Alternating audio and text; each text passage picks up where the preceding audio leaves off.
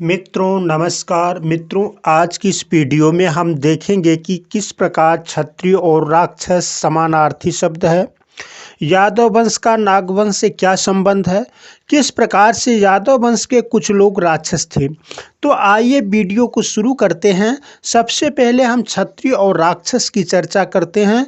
मित्रों, क्षत्रिय के विषय में साफ है कि वे सैनिक थे, किंतु राक्षसों के विषय में कोई नहीं जानता कि वे सैनिक थे। तो मित्रों, आज से जान लें कि क्षत्रिय वैदिक धर्मानुयायी राजाओं के सैनिक थे, तो राक्षस आजीवक जैन बौद्ध धर्मानुयायी राजाओं के सैनिक थे। राक्षस मदिरा पीने वाले, क्रूर, जीवों को जीवित खाने वाले, नरभक्षी, विधर्मी थे। यह शास्त्रों और पुराणों में उनके पवित्र आचरण के विरुद्ध फैलाया जाने वाला मिथ्या है।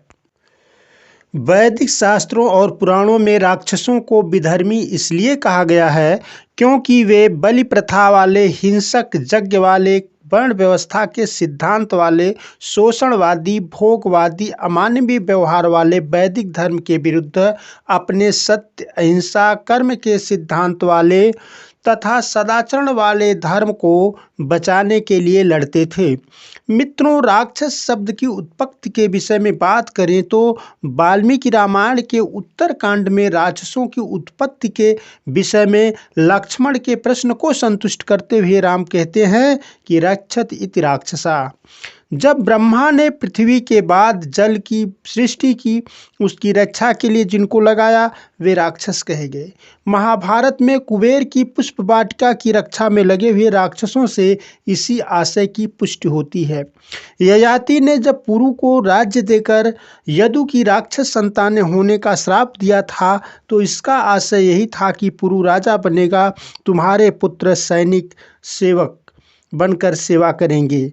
यादव वंश का नाग वंश से क्या संबंध है, इस प्रश्न के उत्तर में हम देखते हैं कि यादव श्री कृष्ण की बुआ यानी श्री कृष्ण के पिता वसुदेव की बहन कुंती के पुत्र भीम को जब दुर्योधन विष देकर नदी में फेंक दिया तो वह बहते बहते नागलोक में पहुंच गया।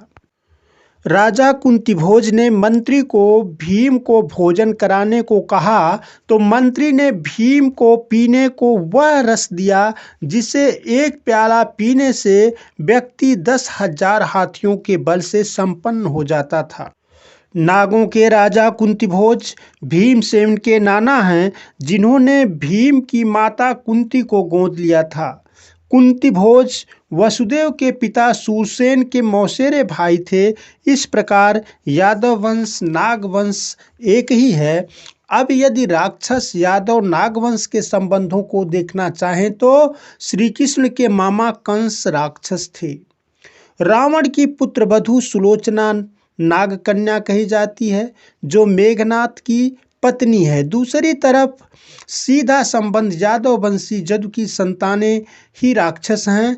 इस प्रकार यादव नाग राक्षस एक ही हैं। अक्लमंद इशारा काफ़ी। तो अब इस वीडियो को यहीं समाप्त करते हैं। फिर मिलेंगे किसी नई वीडियो में किसी नई शोध के साथ। तब तक के लिए विदा। नमस्कार, प्रणाम, धन्यवाद।